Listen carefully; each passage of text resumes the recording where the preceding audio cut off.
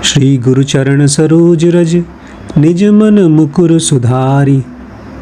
बरनउँ रघुवर बिमल जसु जो दायक फल चारु। चार फल देते हैं जब जो गुरु के चरणों को के रज मतलब धूल को मैं अपने सर पे लगाता हूँ तो मुझे रघुबर विमल, जो कि विमल है, पवित्र है, वो चार फल देते हैं। एक भी कम नहीं, एक भी ज़्यादा नहीं, चारों फल देते हैं। यही चार फल में सब पूरी दुनिया आ जाती है।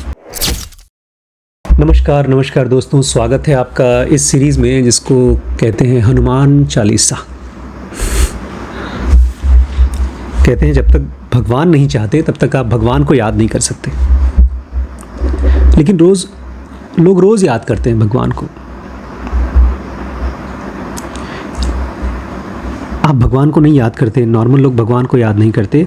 वो लोग अपने लालच के लिए भगवान के पास जाते हैं, अपने डर के लिए भगवान को मस्का मारते हैं, अपने काम के लिए भगवान को याद करते हैं। मैं इस सीरीज़ में चाहता हूँ हनुमान अगर कोई एनर्जी थे या हैं तो उनकी पर्सनैलिटी कैसी है, मैं उसको चाहता हूँ जानना समझना। इससे मुझे क्या फ़ायदा चाहिए, खाली एक ही फ़ायदा चाहिए कि मैं उनको समझ जाऊँ। बाकी जो होने वाला होगा। अरे भाई, कहते हैं एक बार कि कोई आदमी भगवान को मिला, मरने के बाद गया भगवान को मिला और उसके ढेर सारे पाप वाप थे। तो उसने कहा कि भगवान मैं तो मर गया हूँ, अब मुझे कहाँ जाना होगा, नर्क की स्वर्ग? तुमने कहा तुम्हारी चिट्ठी में तो लिखा है, तुम्हारे पत्री में लिखा है कि तुमने ढेर सारा पाप किया है, ज़रा सा पुण्य किया है तो तुम्हें ढेर सारा नर्क मिलेगा, फिर तुम्हें स्वर्ग मिलेगा, लेकिन पहले ढेर सारा नर्क। तो बोलता है, माथा पीटने लगा, मेरी किस्मत ख़राब है। उन्होंने कहा क्यों? बोलते हैं आप भगवान हैं, साक्षात भगवान, पता नहीं विष्णु जी थे या कौन थे। बोलते हैं आपको देख करके अगर मुझे नर्क मिलेगा तब क्या फ़ायदा, पब्लिक क्यों आपकी पूजा पाठ करे? तो भगवान मुस्कुराने लगे, बोलते जाओ तुम्हारा मुक्ति मिल गई, तुमको न तुमको नर्क न स्वर्ग, तुमको वैकुंठ मोक्ष मिल गया। लेकिन ये जो चालाकी है, इस चालाकी से आप भगवान को नहीं खुश कर सकते। हाँ, जब आप जेन्युइनली जानना चाहते हैं उस एनर्जी को तो ऐसा होता है जैसे एक बूंद समंदर को समझना चाहता है, फिर क्या होगा, बूंद का समंदर बन जाएगा। तो ये है दोहा जिसको हम पढ़ रहे हैं from Hanuman Chalisa, written by Devdutt Pattanaik ji. ठीक है, इसको हम लोग थोड़ा सा पहले उसके संस्कृत नहीं, अवधी में है शायद, ये अवधी में पढ़ेंगे, फिर उसको एक्सप्लेनेशन को मैं समझाऊंगा। सबसे पहले है श्री गुरु चरण सरोज रज निज मन मुकुर सुधारी। बरनउँ रघुबर बिमल जसु जो दायक फलचारी।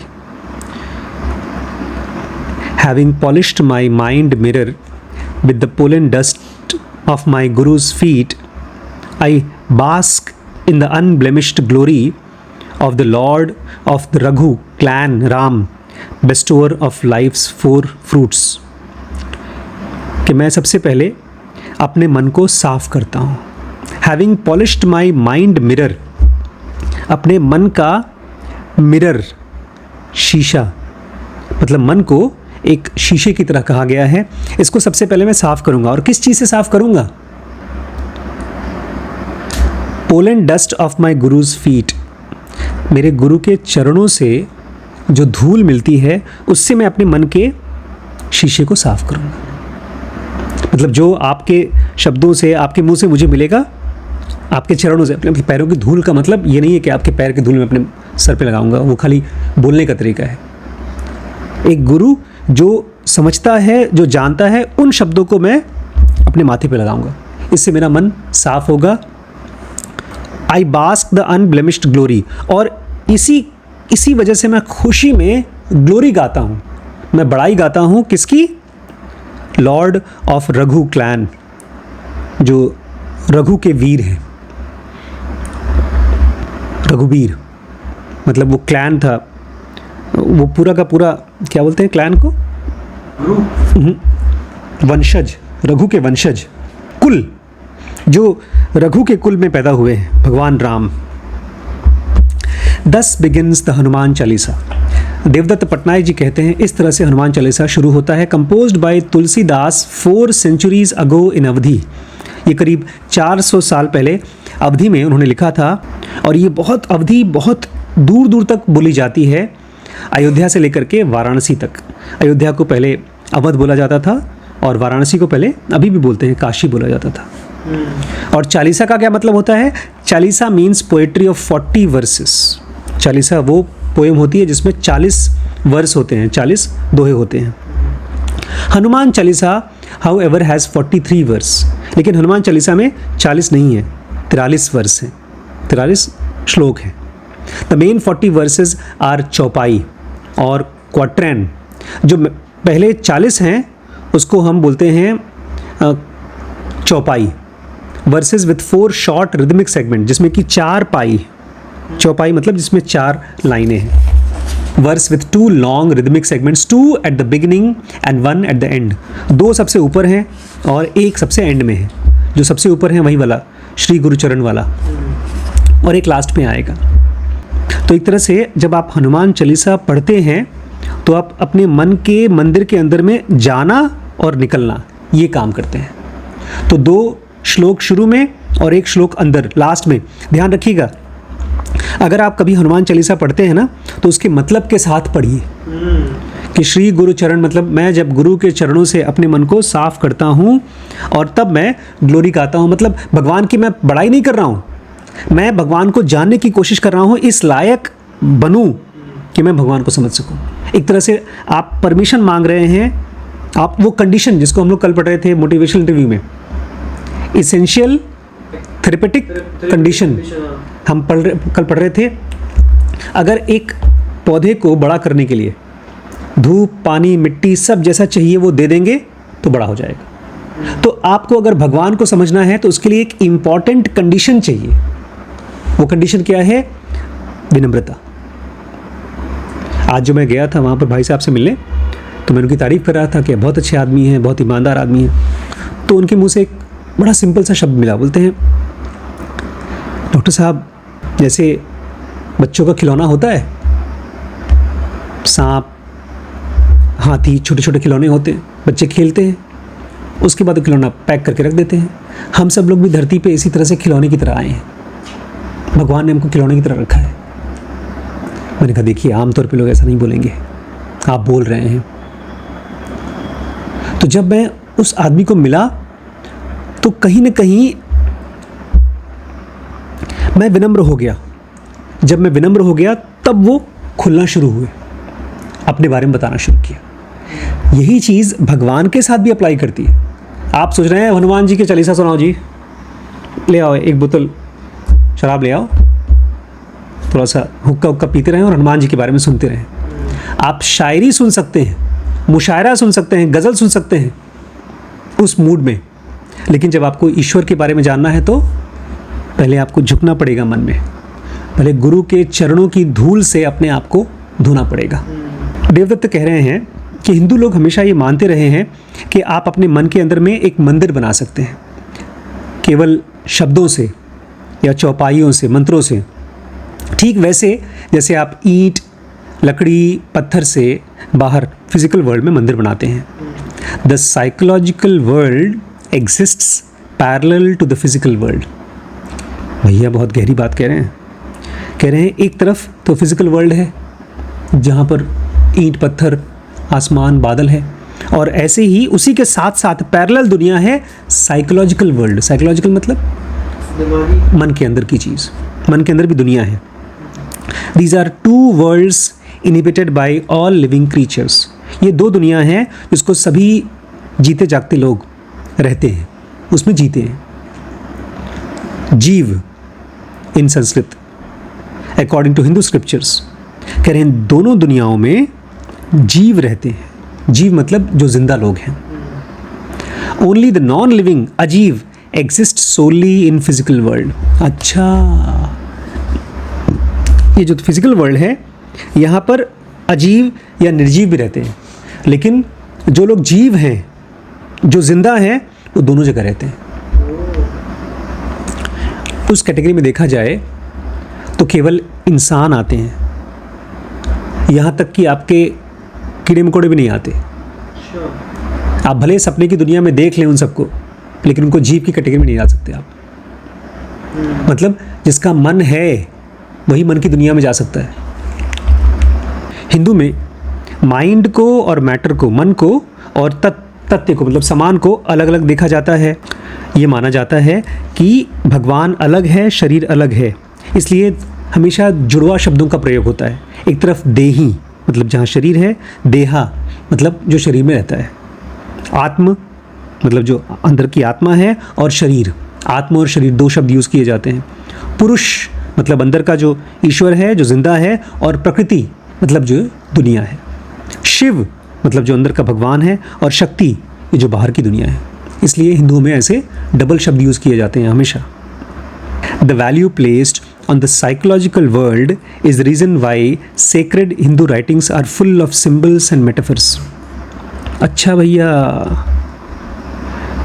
हम लोगों को बहुत सोच समझ के पढ़ना होगा ये किताब। क्या बोल रहे हैं? इस दुनिया में जो कुछ भी हम पढ़ेंगे, ख़ास तौर से जो पढ़ेंगे, वैसे तो हर चीज़ है, लेकिन जो ख़ास तौर से स्क्रिप्चर्स में पढ़ेंगे वो लिटरली नहीं लेना है।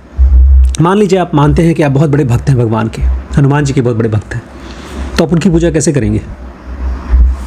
हमने ज़रूर का पढ़ा था, उसमें लिखा था जो आदमी इस किताब को इज्जत देगा उसके पास कभी कोई नुकसान नहीं होगा। तो कैसे इज्जत देगा वो? किताब को कोई कैसे इज्जत देगा? मुझे लगता है किताब के इज्जत के लिए आप उसको जब पढ़ते हो और पढ़ने के बाद फिर बिल्कुल आप पढ़ते हैं, नंबर 1। लेकिन मान लीजिए आप कहते नहीं भैया मैं पढ़ तो सकता नहीं, मैं अनपढ़ हूँ, इसलिए मैं उसको लपेट करके मंदिर में रख दूंगा। तो वो भी एक इज्जत है कि कम से कम आप उस किताब को बचा के रख रहे हो उसके लिए जो पढ़ पाएगा।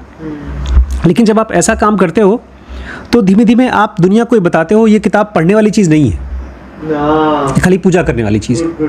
तो ये जो पूजा करना है, किसी को ऐसे हाथ से सर पे छूना है, ये एक इंडिकेशन है, एक हिंट है, एक इशारा है अंदर की दुनिया में जाने के लिए। अब लोग जब हनुमान चालीसा पढ़ते हैं या कोई आरती करते हैं, उसका पर्पस है कि आपका मन झुके, इतना झुके कि वो शांत हो जाए, इतना शांत हो जाए कि भगवान आपके अंदर उतरे। लेकिन हम लोग क्या करते हैं कि गए, घंटी बजा दिया और प्रसाद बना दिया, और प्रसाद खा लो नहीं तो फेंको मत, और ख़राब हुआ तो प्रसाद तुम्हारे भगवान को पाप देंगे। तो ये सब चीज़ें, इशारा जो था वो फैक्ट, वो हम उसको एक सच्चाई की तरह देखते हैं। मम्मी ने तो बना दिया था चप्पल पहन के आ गए तो बहुत बड़ा पाप हो गया। नहीं, सही बात है, अगर आप चप्पल पहने हो तो वहाँ पर गंदगी हो जाती है, तो अपवित्र हो जाता है। लेकिन अगर आप जब समझना शुरू करते हैं कि इशारा है अंदर की दुनिया में जाने के लिए, तब आप चप्पल तो छोड़िए, आप शायद घर के अंदर चप्पल ना पहने। नहीं, इसमें कह रहे हैं कि हमारे स्क्रिप्चर्स में सिंबल्स और मेटाफर भरे हुए हैं। मैं आपसे कहूँ कि ये सफ़ेद ऐसा है जैसे चांद, तो यहाँ चांद थोड़ी है, ये सिंबल है, मेटाफर है। मैं कहूँ कि आप तो इतने मोटे हैं जैसे आप हाथी, तो आपकी सूंड थोड़ी निकल जाएगी। लेकिन मान लीजिए मैं आपको बोलूँ हाथी, और आप कल से अपने आप को मान लेके हाथी हूँ, ये चलो ये हाथी तो नहीं मानेंगे। मैं आपसे कहता हूँ आप इतने सुंदर हैं जैसे राजा शाहरुख खान, तो बोले हाँ यार अब तो मैं शाहरुख खान हूँ, अब चलो मुंबई बन जाओ हीरो। ये इशारे हैं, अंदर की दुनिया के इशारे हैं, साइकोलॉजिकल वर्ल्ड में जाने का इशारा है। The literal is for those who cannot handle the psychological and prefer to see the physical as real. जो लोग साइकोलॉजिकल मन के अंदर में नहीं जा पाते, उनके लिए ये है कि ठीक है चलो तुम पूजा पाठ कर लो। लेकिन जो अपने मन को झांक सकते हैं वो एक कदम और आगे जाएंगे। देखो बिजनेस की दुनिया में ना 2 टाइप के लोग काम करते हैं, मतलब पूरी दुनिया में 2 टाइप के काम करते हैं, खासतौर से बड़ी बड़ी कंपनीज में। एक W क्लास में, एक E क्लास में। W क्लास मतलब वर्कर क्लास, और E क्लास मतलब एग्जीक्यूटिव क्लास। W क्लास का जब आदमी प्रमोशन करते करते 20 साल हो जाएगा, तब उसकी जो सैलरी होगी वो शायद जो E क्लास में शुरुआत करेगा वो उसकी सैलरी होगी एग्जीक्यूटिव की, क्योंकि वो आदमी दिमाग से काम करता है। जब वो एक बड़ी कंपनी में डिसीजन लेता है कि मुझे 50 करोड़ का यहाँ इन्वेस्टमेंट करना है, तो वो हज़ार लोगों की लाइफ को इम्पैक्ट कर सकता है। वहीं पर जो डब्ल्यू क्लास का आदमी है, वर्किंग क्लास का, वो बोलेगा भाई मुझे आज सुबह से लेकर शाम तक इस मशीन पे काम करना है, तो मशीन ठीक हो जाएगी तो उसका एक ट्रक चल जाएगा या कोई और चीज़ चल जाएगी, तो उससे 2 या 4 या 10 लोगों की लाइफ इम्पैक्ट होगी। तो जो आदमी केवल बाहर की दुनिया को देख पाता है कि ठीक है भैया मैं चप्पल पहन के मंदिर नहीं जाऊँगा या मैं प्रसाद को ख़राब नहीं होने दूंगा, वो आदमी केवल बाहर की दुनिया को, चलो अच्छी बात है, उसमें कोई बुराई नहीं है, लेकिन जैसे ही आपके मन के अंदर में आप झांक पाते हो, आप ये पूछते हो कि यार ये पाप क्या होता है। आप ये नहीं बोलते हो अरे चप्पल पहन के घूमना पाप है, आप पूछते हो चप्पल पहन के घूमना पाप क्यों है मंदिर में, आखिर भगवान क्या है, किस चीज़ को भगवान बोलते हैं। आप ये नहीं बोलते हो अरे यही भगवान है, बस पैर पैर मत लगाओ, इनको गंदगी नहीं होनी चाहिए, घंटी बजाओ। आप पूछते हो कि अगर भगवान है तो दुनिया में क्या फ़र्क पड़ता है। तब आप बन जाते हैं उस वर्कर क्लास से एग्जीक्यूटिव क्लास में। यही हुआ था देवानंद के साथ में। आपके पास फ़ोन में चलता है अब नेट, इनका होमवर्क है, आप सबका होमवर्क है गाइड पिक्चर दिखाना है भाई इनको, जिसमें एक आदमी था नौकरी करता है। सर जी मैं नहीं मानता हूँ कि चप्पल पहन के मंदिर में जाओ, और हम जानते हैं कि अपने अंदर से हम साफ हैं, सब कुछ साफ हैं। हाँ बिल्कुल, क्योंकि अब आप यहाँ से वहाँ शिफ्ट हो गए। एक बहुत अच्छी कहानी है। जैसे भोलेनाथ हैं, उनका पूजा करते हैं, तो हमारे भी वो पुजारी हैं, और वो एक मुसलमान के पुजारी हैं, मुसलमान उनको भी मानता है। एक ऐसी कहीं जगह है जहाँ पर और कोई देवता नहीं, लेकिन हम कभी वहाँ पर है, वो सिर्फ जाता है, हमको बोलता है। नहीं, एक बात समझिए, 2 तरह के लोग हैं, एक जो मन के अंदर घुस चुके हैं और एक जो मन के अंदर नहीं घुस पा रहे हैं। तो जो मन के अंदर घुस नहीं पा रहे हैं वो बोलेंगे भैया चप्पल जूता नहीं पहन के जाना है, उनके लिए यही पूजा है। बल्कि उससे भी खराब लोग थे जो लोग बोलते थे भगवान को खुश करने के लिए जानवर की बलि चढ़ाओ, ये लोग मानते थे। ये जो आप नारियल तोड़ के चढ़ाते हैं, पता है वो क्या है? हमारे विश्वामित्र बहुत बड़े ऋषि बने, उन्होंने कहा कि अब हम ब्रह्म ऋषि हो चुके हैं, मुझे बनना है ब्रह्म ऋषि। उन्होंने जब ये गाय देखी थी कामधेनु, वो राजा थे, राजा वशिष्ठ, हमारे श्री वशिष्ठ मुनि के आश्रम में गए थे वो खाना ना खाने, तो उन्होंने कहा मुझे खाना दे दीजिए, मेरे सिपाही बाद में देख लेंगे, क्योंकि आश्रम है छोटा सा आपका। तो उन्होंने कामधेनु गाय ने सबके लिए खाना दिया, पता नहीं कितने हज़ारों सैकड़ों उनके सेना थी, सबके लिए खाना दिया। गाय ने, चमत्कारी गाय थी। तो उनको बड़ा लालच आया कि ऐसी गाय तो राजा के पास होनी चाहिए। उनका आदमियों को कि चलो उसको उठा के ले चलो, मैं दे दूंगा, इसके बदले में कितना पैसा चाहिए। वशिष्ठ बोले नहीं, ये तो तब मिलता है जब आप बहुत बड़े ऋषि हो जाते हैं। बोलते हैं कितने बड़े ऋषि? बोलते हैं जब आप ब्रह्म ऋषि हो जाते हैं। तो उन्होंने कहा ठीक है हम ब्रह्म ऋषि हो जाएंगे। गए तपस्या किए बेचारे, कहाँ से ब्रह्म ऋषि हो जाएंगे, कैसे होंगे ब्रह्म ऋषि? जब आपका सेल्फ खत्म हो जाएगा, ईगो खत्म हो जाएगा। जब ईगो खत्म होगी तो गाय नहीं चाहिए, और ईगो जब खत्म होगा तो आप गाय ले ही नहीं सकते। तो बहुत साल तपस्या की, करते करते कहते हैं राज ऋषि बन गए ये, और बोला कि भाई मुझे अब ब्रह्म ऋषि का दर्जा दो, नहीं तो हम नहीं मानेंगे। लेकिन जो रूल के खिलाफ है वो तो हो ही नहीं सकता। तब उन्होंने कहा ठीक है, हम अपनी खुद की ब्रह्मांड बनाएंगे। उन्होंने खुद का ब्रह्मांड बनाया, उसमें आदमी बनाया, सबसे पहले आदमी का सर बनाया। तो देवता लोग इकट्ठे होकर बोले अच्छा ठीक है, आपके लिए हम कुछ जुगाड़ करेंगे, आपको ब्रह्म ऋषि बनाने की कोशिश करेंगे, कुछ सोचेंगे, पहले आप ये झंझट खत्म करो। तो उन्होंने कहा तो हम बना चुके हैं ये सब, ये नारियल बना लिया और 2-4 चीज़ और बनाए थे वो। बोलते ठीक है, सॉरी वो आदमी का सर बना लिया है, अब तो आदमी का सर हम फेंक नहीं सकते, जो क्रिएशन हमने कर दिया वो तो ख़त्म नहीं हो सकता। तो उन्होंने उसको कहा ठीक है, आज से ये एक फल बन जाएगा, और किसी को अगर बलि चढ़ानी है तो नारियल तोड़ दे, तो उसी से भगवान की बलि हो जाएगी। लेकिन एक्चुअली बलि क्या थी, या अभी भी बलि क्या है? आपके अंदर का घमंड खत्म हो जाना। जब आप, जैसे आज ही आप पूछ रहे थे कि कोई सामान अगर खरीदो तो उसको अपना मानो भी और मत भी मानो। क्यों? आपने पैसा दिया, सामान लिया, अब वो आपका है, लीगली आपका है। लेकिन मान लीजिए सामान खराब हो गया, टूट गया, तो उसके बाद आपको दुख होगा। वो दुख तभी खत्म हो सकता है जब आपका उस सामान के साथ में जो रिश्ता बना रखा था वो टूट जाए।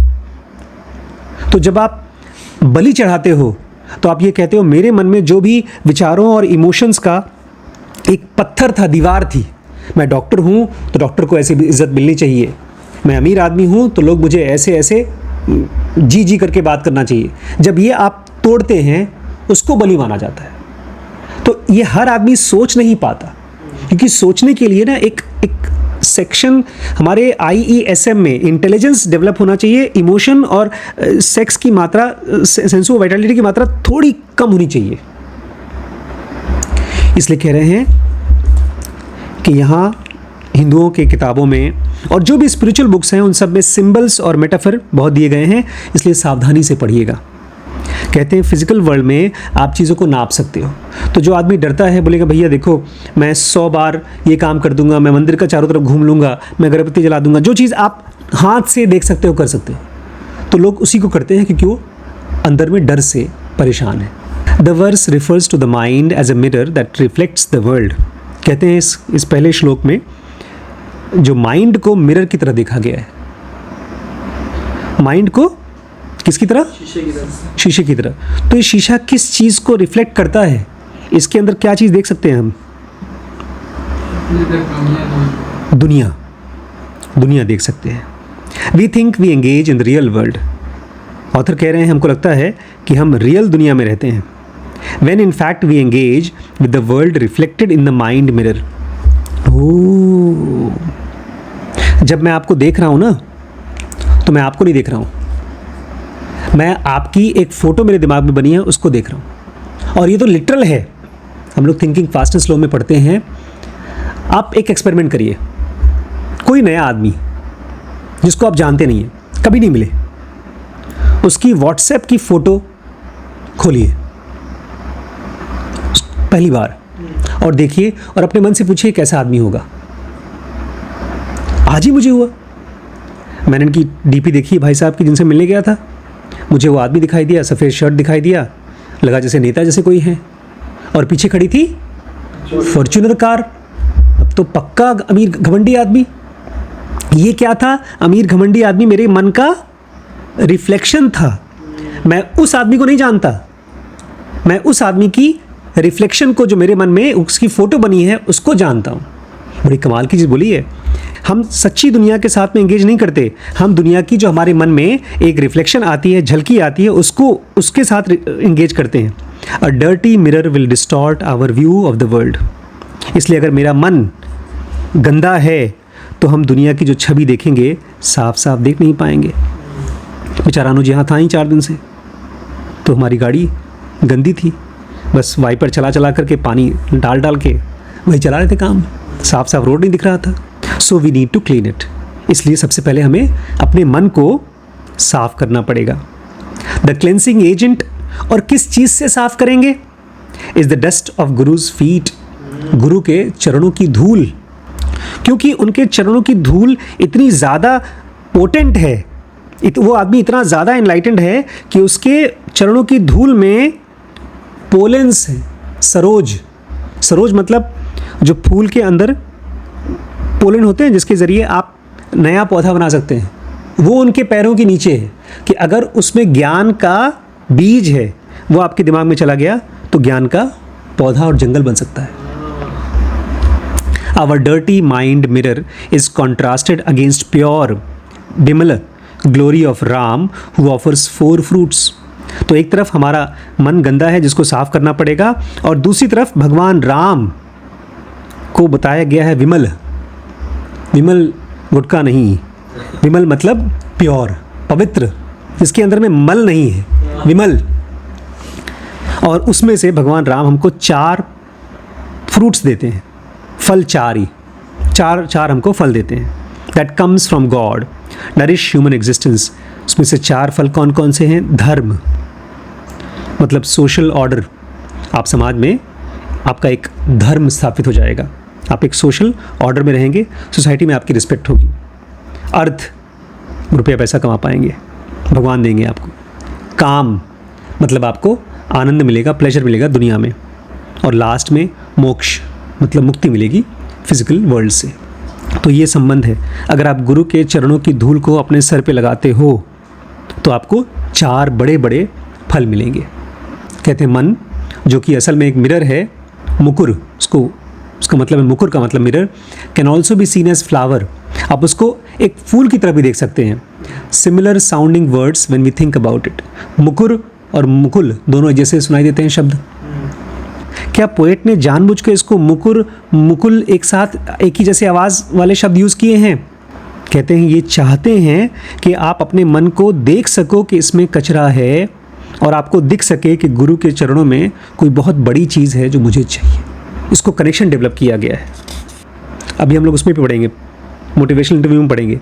इन्वोक करना, इन्वोक मतलब जगाना।